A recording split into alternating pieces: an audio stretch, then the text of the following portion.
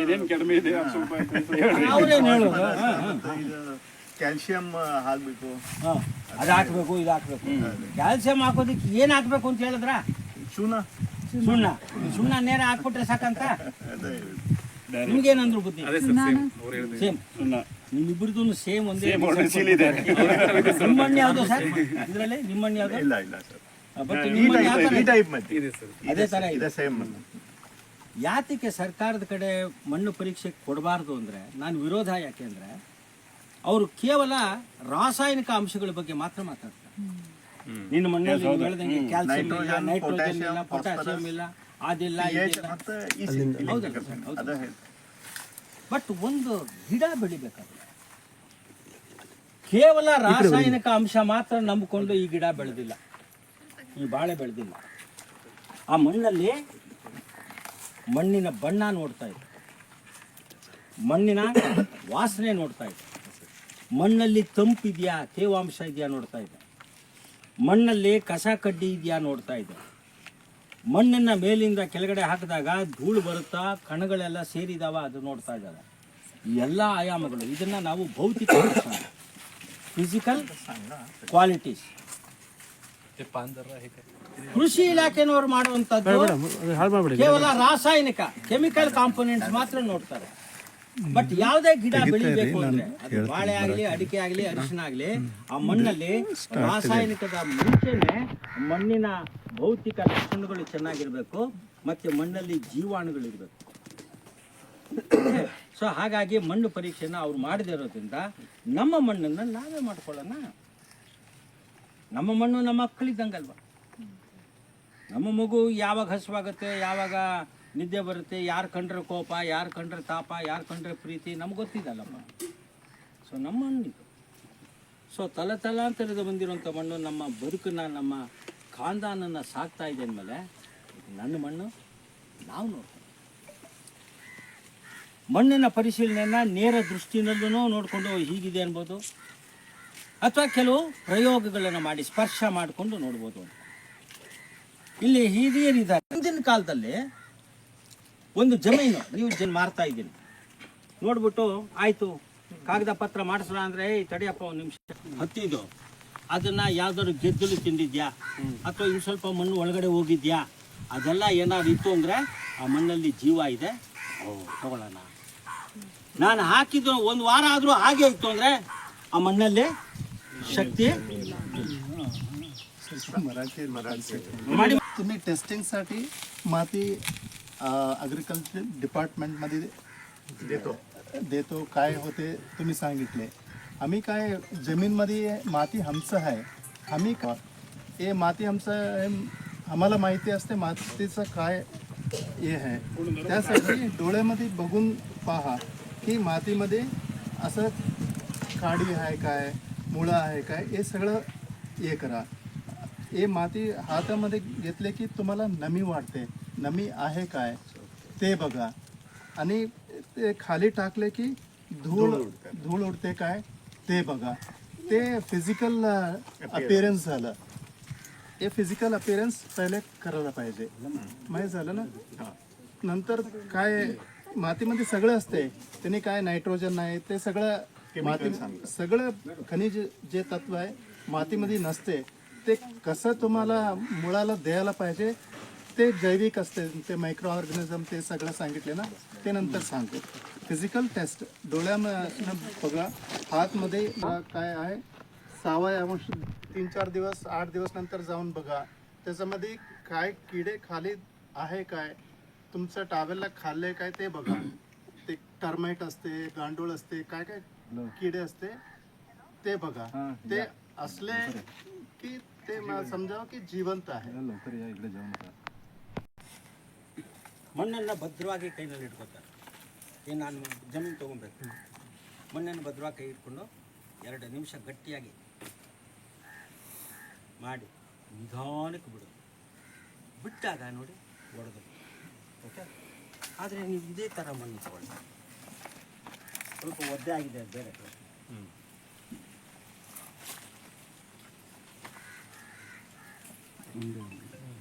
ಏನಾದ್ರು ಇತ್ತು ಅಂದರೆ ಮಣ್ಣು ಹೀಗಾಗಿದೆ, ಓ ಇದು ಚಾಲू असं माती ते दाखवले ना हे पण बघा त्याच्यामध्ये नमी असते हे बघा काळे कचरा खूप आहे याच्यामध्ये असं असायला पाहिजे ಓಕೆ ಕೆಲವು ಗುಣಗಳು ಮಣ್ಣಿಂದ ತಿಳ್ಕೊಳ್ಳೋದು ನಿಜವಾಗ್ಲೂ ನೋಡಬೇಕು ಅಂದರೆ ಇವುಗಳು ಜೊತೆಗೇನೆ ಮೊದಲಿಗೆ 1 2 3 ಮಣ್ಣಿದ್ದಾವೆ ಈ 6 ಥರ ಮಣ್ಣುಗಳ ಬಣ್ಣ ನೋಡೋಣ ಸರ್ ಯಾತ ಚೆನ್ನಾಗಿದೆ आतापर्यंत आम्ही डोळ्याने बघितले हातामध्ये पकडून बघितले आता त्यांचा कलर काय आहे रंग बघून माती कसा आहे त्यांनी विचारलं ಇದನ್ನ ನಾವು ವಿಜುವಲ್ ಅಂಡ್ ಪ್ರಾಕ್ಟಿಕಲ್ ಅಂತೀವಿ ಅಂದ್ರೆ ವೀಕ್ಷಣೆ ಮತ್ತೆ ಸ್ಪರ್ಶನೆ ಮೂಲಕ ಮಣ್ಣಿನ ಗುಣಮಟ್ಟ ಪರಿಶೀಲನೆ विज्युअल ಓಕೆ इन्स्पेक्शन आहे ಅರ್ಥ ಆಗ್ತಾ ಇದೆಯಲ್ಲ ಸರ್ ಚೆನ್ನಾಗಿದೆಯಾ ಅಥವಾ ಇನ್ನೂ ದಟ್ಟ ಆಗಿರ್ಬೇಕಾಗುತ್ತೆ ಚೆನ್ನಾಗಿದೆ ಸರ್ ಇನ್ನೂ ಸ್ವಲ್ಪ ಡಾರ್ಕ್ ಇದ್ರೆ ಚೆನ್ನಾಗಿದೆ ಡಾರ್ಕ್ ಇದ್ರೆ ಚೆನ್ನಾಗಿರುತ್ತೆ ಅಂದ್ರೆ ಸ್ವಲ್ಪ ಮಾಸ್ ಹೋಗಿದೆ ವೆರಿ ಗುಡ್ ನಮ್ಮ ಮಣ್ಣು ಸ್ವಲ್ಪ ಇದೆ ಯಾಕಂದ್ರೆ ಗಟ್ಟ ಇರ್ತೈತಿ ಅದು ಸ್ವಲ್ಪ ಸಾಫ್ಟ್ ಇರಬೇಕಾಗಿತ್ತು ಇನ್ನು ಸ್ವಲ್ಪ ಇರಬೇಕಾಗಿತ್ತು ಇದು ಅರ್ಥ ಆಗ್ತಾ ಇದೆಯಲ್ಲ ಟ್ರಾನ್ಸ್ಲೇಷನ್ ಬೇಕಾ ಆಗ್ಬೇಕು ಸರ್ ಓಹೋ ಇರೋದ್ರಲ್ಲಿ ಸ್ವಲ್ಪ ಬ್ಲ್ಯಾಕ್ ನಿಮ್ದೇನೆ ಇನ್ನೂ ಆಗ್ಬೇಕಾಗಿದೆ ವೆರಿ ಗುಡ್ ಅಣ್ಣ ಇದು ಸ್ಟ್ಯಾಂಡ್ ಇದೆ ಸರ್ ಸ್ಟ್ಯಾಂಡ್ ಮಿಸ್ತ್ರಿ ಇದೆ ನಿಮ್ಗೆ ಏನು ಅನ್ಸುತ್ತೆ ನೀವು ಜಮೀನು ನಿಮ್ಮ ಅಪ್ಪ ಕೊಟ್ರಲ್ವಾ ಆವಾಗ ಹೆಂಗಿತ್ತು ಮಣ್ಣಿನ ಬಣ್ಣ नाही तुम्हाला तुमचं वडील दादा ते दिले होते जमीन कसं होतं आणि आता कसं आहे आता वाळू सांगितले ना पहिल्यापासून वाळू होतं काय आता झालं आता झालं ना ಮುಂಚೆ ಇರಲಿಲ್ಲ ಇವಾಗ ಮರಳು ಮಿಶ್ರಿತ ಆಗಿದೆ ಅಲ್ಲ ಬಣ್ಣ ಮುಂಚೆ ಬಣ್ಣ ಚೆನ್ನಾಗಿತ್ತಾ ಇಲ್ವಾ रंग कसा होता वडील का त्या टाइम मध्ये दादा के आपके लिए कसा होता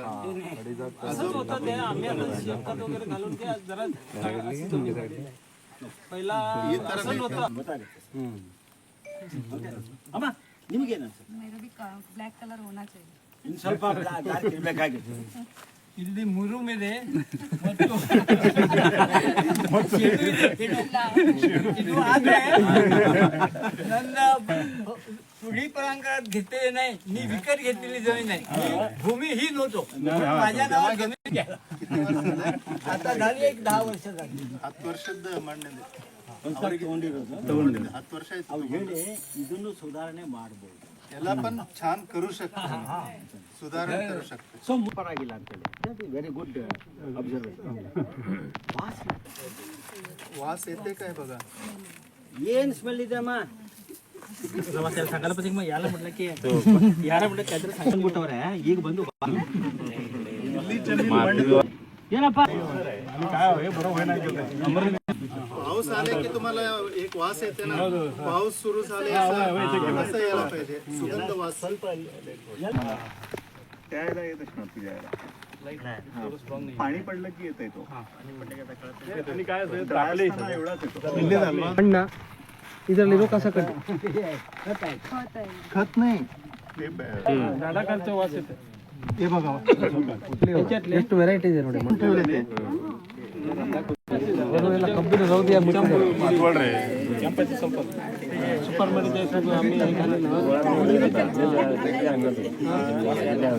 ಆಮೇಲೆ ಇವ್ರು OWDC ಅಂತ ಹೇಳಿ ओली झाली ना तुझी की सेम आहे ಹಾ ಇಲ್ಲಿ ನೋಡಿ ಈಗ ತೋರಿಸ್ತಾರೆ ಇಲ್ಲಿ ನೋಡಿ ಬಾಟಲ್ ಮೆಥಡ್ ಬಾಟಲ್ ಚೆಕ್ ಮಾಡ್ಕೊಂಡು ಮಣ್ಣಿನ ಬಗ್ಗೆ ಸೊ ಇದು ನಮ್ಮ ಪ್ರಾಂತದ ಮಣ್ಣು ಎಲ್ಲ ಮಣ್ಣುಗಳನ್ನು ಕೆಲವು ಅದನ್ನು ಪರೀಕ್ಷೆ ಮಾಡೋದಕ್ಕೆ ನಾನು ಸುಮ್ಮನೆ ತೋರಿಸ್ತೀನಿ ನೀವು ಮನೇಲಿ ಮಾಡ್ಕೊಳ್ಳಿ ಆಮೇಲೆ ಈ ಥರ ಒಂದು ಬಾಟ್ಲು ತಗೊಳ್ಳಿ ಟ್ರಾನ್ಸ್ಪೆರೆಂಟ್ ಬಾಟ್ಲು ತೆಗೆದು ಅದರಲ್ಲಿ ನಿಮ್ಮ ಹೊಲದ ಮಣ್ಣು ಎಲ್ಲಿ ಮೇಲ್ಭಾಗದಿಂದ ಒಂದಿಷ್ಟುದ್ದ ಕೆಳಗಡೆ ಇರೋ ಮಣ್ಣು ಕೃಷಿ ಇಲಾಖೆನವ್ರು ಹೇಳ್ದಂಗೆ 2 ಅಡಿಗೆ ಹೋಗ್ಬೇಡಿ ಅವ್ರು ನಮ್ಮನ್ನು ಒಳಗಡೆ ತಳ್ಳ ಮೇಲ್ಮಣ್ಣು ಇಂಪಾರ್ಟೆಂಟ್ ಸೊ ಅಂಥ ಮಣ್ಣನ್ನು ತೆಗೆದುಕೊಂಡು ಒಂದು ಅರ್ಧ ಲೀಟ್ರು 1 ಲೀಟ್ರು ಬಾಟ್ಲಲ್ಲಿ ಒಂದು ಅರ್ಧ ಭಾಗ ಮಣ್ಣು ಹಾಕಿ 3/4 ಭಾಗ ನೀರು ಹಾಕಿ ಇದನ್ನು ಒಂದು 2 ನಿಮಿಷ 5 ನಿಮಿಷ ಚೆನ್ನಾಗಿ ಕಲಕಿ ಹೇಗೆ ಕಲಕಬೇಕು ಅಂದರೆ ನಮ್ಮ ಮಣ್ಣಲ್ಲಿರುವಂಥ ಸಣ್ಣ ಪುಟ್ಟ ಈ ಹೆಂಟೆಗಳು ಬರ್ತಾವಲ್ಲ ಇವೆಲ್ಲವೂ ಕೂಡ ಕರಗಬೇಕು ಕಲ್ಲೂ ಇದ್ದಾವೆ ಮಣ್ಣು ಇದ್ದಾವೆ ಹೆಂಟೆಗಳು ಇದ್ದಾವೆ ಹೌದಲ್ಲ ಅದೆಲ್ಲ ಪೂರ್ತಿ ಹೋಗಿ ಕಲಕಿ कसली असली तरी फुटतात का? हा गळून जाते ते पूर्ण गळून जाते. बारीक गेला असला की ते फुटतंय त्याच्यामध्ये हे होतं, पाण्यामध्ये विरघळते की ते. दगड असला तर होत नाही. दगड असला तर ಸರ್ गळून जाते. ಬಾಟ್ಲ್ ಇಟ್ಬಿಡುವ ಈಗ. ಗಡಮ್ ಜಾತೆ ಅದೇ ಹೇಳ್ತೀನಿ ಸರ್, ನಾನು ಮರಾಠಿ ಕಲಿತಾ ಇದ್ದೀನಿ, ಇದು ಕೊಂಕಣಿ ಗಡಮ್ ಜಾತೈತೆ. ಓಕೆ, ಸೊ ಹೀಗೆ ಕಲಿಕದ ಮೇಲೆ ಮೇಲ್ಗಡೆ ನೋಡಿ ಯಾವುದೇ ಮಣ್ಣು ಅಂಟ್ಕೊಂಡಿರ್ಬಾರ್ದು, ತಿರುಗಿಸಿ ನೋಡಿ ಯಾವುದೇ ಮಣ್ಣು ಅಂಟ್ಕೊಂಡಿರ್ಬಾರ್ದು. ಆ ರೀತಿಯಲ್ಲಿ ಬಲವಾಗಿ ಇದು ಮಾಡಿಬಿಟ್ಟು ಅಲ್ಲಿ ಒಂದು ಕಡೆ ಇಟ್ಟಿರೋಣ. ನಮಗೆ ಸ್ವಲ್ಪ ಹೊತ್ತಿಗೆ ಆ ಮಣ್ಣು ಏನು ಅಂತ ತಿಳಿಸ್ಬಿಡುತ್ತೆ, ಆಯ್ತಾ? माहीत झालं ना, बॉटल मध्ये कळालं. सगळं करायला पाहिजे. ಸೊ ಆ ಮಣ್ಣಲ್ಲಿ ಬನ್ನಿ ಸರ್, ಎಲ್ಲಿ ಸರ್? ಅಲ್ಲ ಅಲ್ಲ ಅಲ್ಲ ಬಾಟ್ಲ್ ಅಲ್ಲ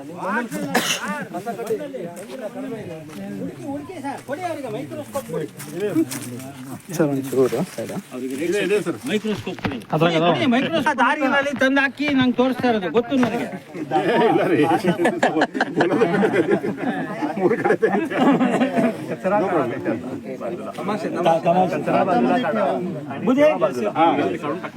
ಕೈನಲ್ಲಿ ಹಿಡ್ಕೊಳ್ಳಿ ಸರ್, ಸರ್ ಕೈನಲ್ಲಿ ಹಿಡ್ಕೊಳ್ಳಿ, ಎಷ್ಟೇ ಇರಲಿ, ಡೋಂಟ್ ವರಿ, ನಾನು ತಾವು ಗೇಲಿ ಮಾಡ್ತೀನಿ ಅಷ್ಟೇ, ಬೇಜಾರು ಮಾಡ್ಕೊಂಬಿಡಿ.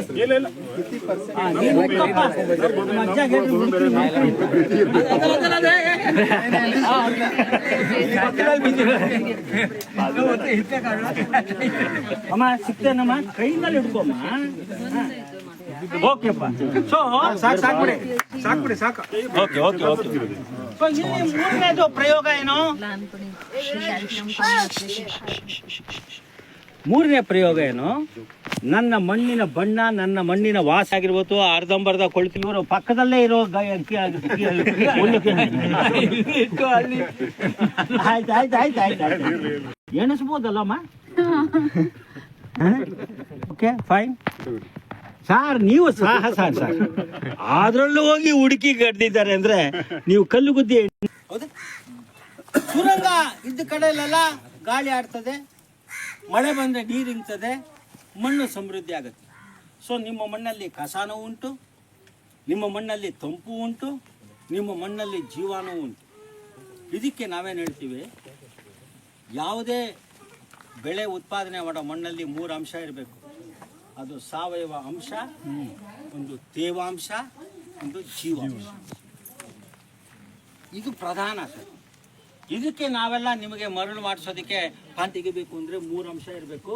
ಅದು ಸಾವಯವ ಅಂಶ, ಕಸ ಕಡ್ಡಿ, ತೇವಾಂಶ, ಸ್ವಲ್ಪ ತಂಪು, ಜೀವಾಂಶ. ಕಣ್ಣಿಗೆ ಜೀವಿಗಳು ಕಾಣಿಸ್ಬೇಕು, ಓಡಾಡೋದು ಯಾವುದು. ಓಕೆ, ಆಯ್ತು, ವಾಸನೆ ಆಯ್ತು, ಕಸ ಕಡ್ಡಿ ಆಯ್ತು. 4ನೇದು, ನನ್ನ ಮಣ್ಣಲ್ಲಿ ಧೂಳು ಎಷ್ಟಿದೆ. ಮಣ್ಣನ್ನ ಕೈನಲ್ಲಿ ಹಿಡ್ಕೊಂಡು ಮೇಲಿಂದ ಕೆಳಗಡೆ ಹಾಕಿದಾಗ ಅದು ಉದುರುತ್ತಾ ಅಥವಾ ಧೂಳಾಗಿ ಹೋಗುತ್ತಾ, ಇದು ಬಹಳ ಮುಖ್ಯ. ಅದರಲ್ಲೂ ನೀವು ಬೆಳೀತಾ ಇರೋಂಥ ಭತ್ತ ಆಗಿರ್ಬೋದು, ಅಡಿಕೆ ಆಗಿರ್ಬೋದು, ಅಥವಾ ಅರಿಶಿನ ಅಥವಾ ಬಾಳೆ, ಯಾವುದೇ ಬೆಳೆ ಆಗಲಿ, ನಿನ್ನ ಮಣ್ಣಲ್ಲಿ ಯಾವ ರೀತಿ ಇದೆ ಅಂತ ಅದು ತೋರಿಸ್ಕೊಡಿ. ಮೇಲಕ್ಕೆ ಕೈ ಎತ್ತಿ ನೀವು ನಿಂತ್ಕೊಳ್ಳಿ ನಿಂತ್ಕೊಳ್ಳಿ. ಆಯ್ತಾ ಸರ್? ದಯಮಾಡಿ ಯಾರು ಫೋಕಸ್ ಮಾಡ್ತಾ ಇರೋದು ದಯಮಾಡಿ ನೋಡಿ. ಈಗ ಸುತ್ತ ಅಲ್ವಾ ಗಮನಿಸೋಣ, ನಿಧಾನಕ್ಕೆ ಹಾಕಿ ಸರ್, ಹಾಕಿ ಸರ್, ನಿಧಾನ. ಬರ್ತಾ ಇದೆಯಾ? ಹಾಂ ಬರ್ತಾ ಇದೆ. ಓಕೆ, ಅವ್ರು ಹಾಕೋದಕ್ಕೆ ಮುಂಚೆನೇ ಧೂಳು ಬರ್ತಾ ಇದೆ. ಓಕೆ, ಆಮೇಲೆ ಮಾಡಿ ಸರ್, ನಿಧಾನಕ್ಕೆ ಹಾಕಿ ಸರ್. ಇದೆ ನೋಡಿ, ಆ ಮಣ್ಣಿಗೂ ಈ ಮಣ್ಣಿಗೂ ಸ್ವಲ್ಪನೇ ವ್ಯತ್ಯಾಸ.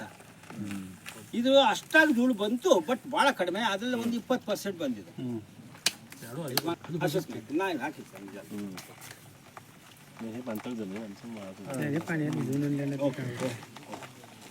ಧೂಳಿದೆ ತಾಯಿ ನಿನ್ನೆ ಪಿಶ್ವಿದಾಗ ಹಾಕಿಟ್ಟಿದ್ರು ನಾನು ಪೂರಾ ಒಲ್ಲಿದಲ್ಲಿ. ಒಂದು ನಿಮಿಷ ನೀವು ಹಾಕ್ಲೇ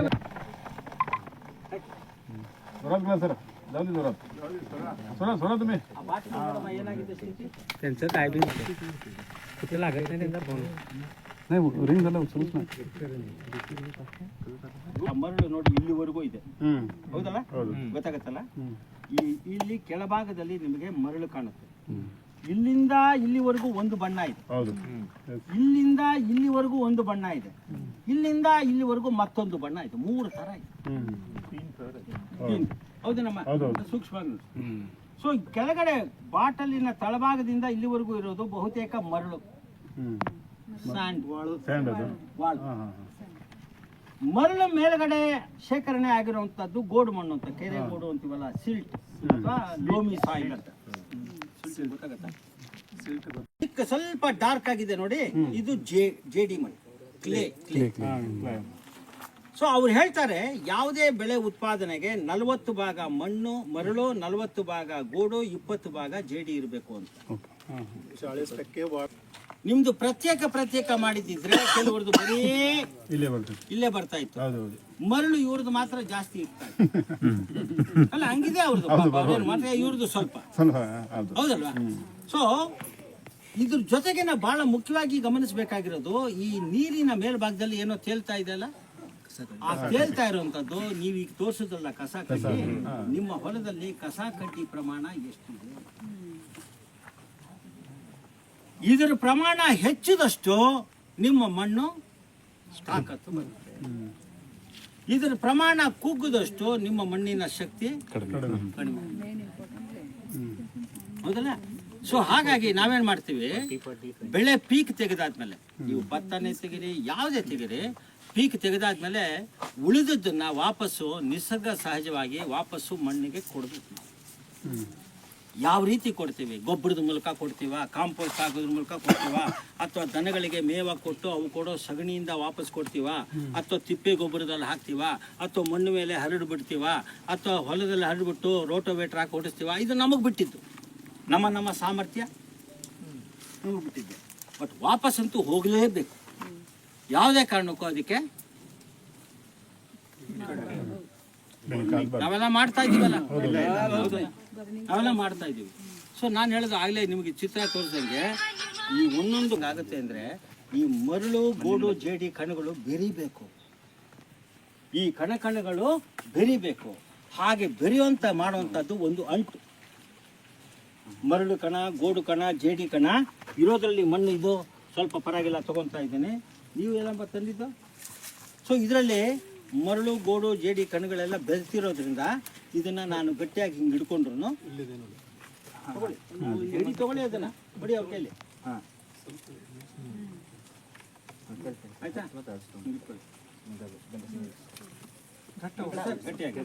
ಸೊ ಇದರಲ್ಲಿ ನನಗೆ ಕಸ ಕಡ್ಡಿನೂ ಕಾಣಿಸ್ತಾ ಇದೆ, ತಂಪು ಇದೆ, ಸ್ವಲ್ಪ ಸೂಕ್ಷ್ಮಾಣು ಜೀವಿಗಳು ಇಟ್ಕೊಂಡು ಮೈಕ್ರೋಸ್ಕೋಪ್ ನೋಡಿದ್ರೆ ಜೀವಾಣುಗಳು ಕಾಣಿಸ್ತವೆ. ಅಥವಾ ಹೊಲದಲ್ಲಿ ಹೋಗಿ ನೋಡಿದ್ರೆ ಅಲ್ಲಿ ಇರುವೆನೋ ಜರಿನೋ ಎರೆಹುಳನೋ ಏನೋ ಓಡಾಡ್ತಾ ಇರ್ತದೆ. ಹೌದಲ್ಲ ಸರ್? ಯಾಕಂದ್ರೆ ಅವುಗೆ ತಂಪು ಬೇಕು. ಸೊ ಈ 3 ಕಣಗಳು, ಮಣ್ಣಿನ ಕಣಗಳು, ಮಣ್ಣಿನ ತೃಣ, ಜೀವಿಗಣ, ಈ 3 ಇರೋದನ್ನೇ ನಾವು ಆರೋಗ್ಯವಂತ ಅಥವಾ ಫಲವತ್ತು ಮಣ್ಣು ಅಂತ. पाणी स्टोरेज होते. मी नेक्स्ट सांगतो काय, 1 वर्षामध्ये सरासरी या भाग पाणी जमीन मध्ये जाते आणि लाडू नाहीत नाही. ನಿಮ್ಮ ಇದರದ ನೀವು ಮಾಡ್ರಿ ಮುಟ್ಟಿಗೆ. ಅಲ್ಲ ಒಂದು 2-3 ಸಾಕು, ಆಮೇಲೆ ನೀವು ಮಾಡಿ ಮನೆಗೆ ಹೋಗಿ ಮಾಡಿ. ಅಲ್ಲ ಇದು ಸುಮ್ಮನೆ ಅವ್ರಿಗೆ 3ನೇ ದಿವಸ ಹೋಗಿ ಮುಂದೆ ಹೋಗಿ ಸರ್. ನಾವು ಹಾಗೆ ಬುಂದಿ ಲಾಡು ಕರಾ. ನಿಮ್ದು ಆಗಿದ್ಯಪ್ಪ, ಸ್ವಲ್ಪ ನೀರು ಬೇಕಾ? ನಿಮ್ದು ಆಗಿದ್ಯಪ್ಪ? ಎಲ್ಲಿ ಇನ್ನೊಬ್ರು? ಯಾರು? 3 ಜನ ಸಾಕು.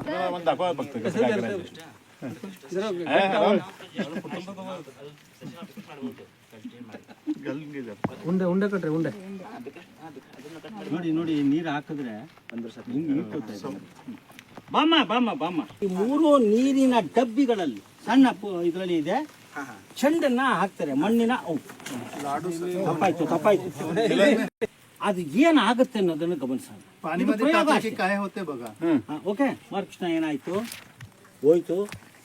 ಮಣ್ಣು ನಿಧಾನಕ್ಕೆ ಒಂದೊಂದಾಗಿ ಕಳಿಸ್ಕೋತಾ ಇದೆ. ಹೌದಾ? ಇನ್ನೊಂದು 5 ನಿಮಿಷದಲ್ಲೇ ಎಲ್ಲ ನೀವು ಈ ಮಣ್ಣು ಹಾಕಿದ್ದಿದ್ರೆ ಹಾಕಿ ಸರ್. ನೋಡಿ ಮಣ್ಣಿಂದ ಗಾಳಿ ಬರ್ತಾ ಇದೆ.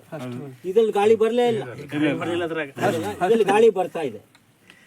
ಗಾಳಿ ಅಂದ್ರೇನು? ಮಣ್ಣಲ್ಲಿ ಗಾಳಿ ಇದೆ, ಅದು ಕೂಡ ಏರಿದೆ. ನಿಧಾನಕ್ಕೆ. ಓಕೆ, ನಮ್ಮ ಮೂರನೇವರು ಅನಿಲ್ ಅಮರ್ ಅಮರ್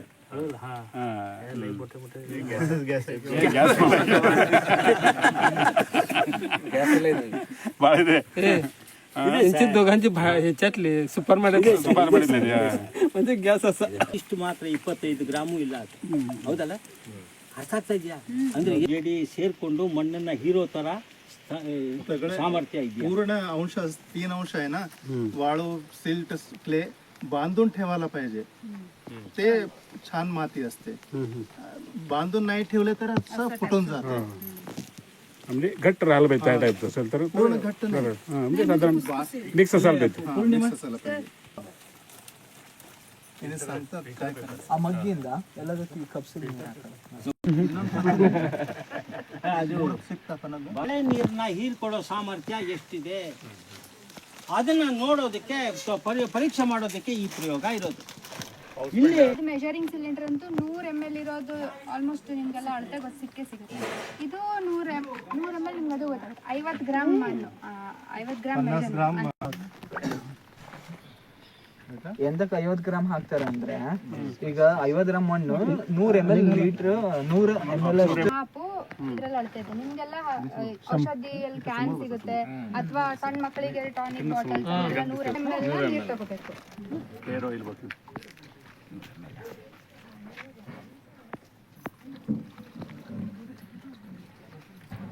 ಈಗ ನಮ್ಮ ಮಣ್ಣು ಚೆನ್ನಾಗಿ ಸ್ಲೋ ಆಗಿ ಹಾಕ್ಬೇಕು. ತುಂಬ ಚೆಲ್ಲಬಾರ್ದು, ನಿಧಾನಕ್ಕೆ ಹಾಕ್ಬೇಕಮ್ಮ. फिल्टर पेपर आतमध्ये असायला पाहिजे. ಪೇಪರ್ ಮೇಲಿಂದ ಹೊರಗೆ ಬರ್ಬೋದು. ಸ್ಲೋ ಆಗಿ ಹಾಕಿ. किती पाणी बाहेर जाते. ಅದೇ ಅವ್ರು ಹೇಳ್ದಂಗೆ ಎಷ್ಟು ನೀರದು ನಿಮ್ಮ ಮಣ್ಣು ಹೀರ್ಕೋತಿದೆ, ಎಷ್ಟು ನೀರಲ್ಲಿ ಎಕ್ಸ್ಟ್ರಾ ಅಣ್ಣ ಈಗ ಸ್ವಲ್ಪ ಸ್ಲೋ ಮಾಡಿ, ಸ್ಲೋ ಮಾಡಿ. ಇವೆಲ್ಲ ಸಿಂಪಲ್. ತೋರಿಸಿ ಪೂರ್ಣಿಮಾ, ಅದು ಇಲ್ಲ. ಹಾಂ ತೋರಿಸಿ, ಮುಂದೆ ತೋರಿಸಿ, ಕ್ಯಾಮ್ರಾಗೆ ತೋರಿಸಿ.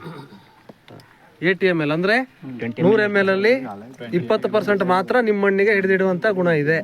ಇನ್ನು 80% ನೀರು ವೇಸ್ಟ್ ಆಗುತ್ತೆ. ಎಷ್ಟು ಬೇಕು ಸರ್ ಹಿಡ್ಕೊಂಡು? ಮಿನಿಮಮ್ ಎಷ್ಟು? ಮಿನಿಮಮ್ ಅಂತಿಲ್ಲ, 60%ಗಿಂತ ಜಾಸ್ತಿ ಇಟ್ಕೊಂಡ್ರೆ 1 ಸೆಂಟಿಮೀಟರ್ ಪಾವ್ ನೀರು 90 ಬರೀ 10% ಮಾತ್ರ ಇವ್ರ ಮಣ್ಣನ್ನು ಬಾಕಿದೆಲ್ಲ ಕೊಚ್ಕೊಂಡು ಹೋಗ್ಬಿಡುತ್ತೆ.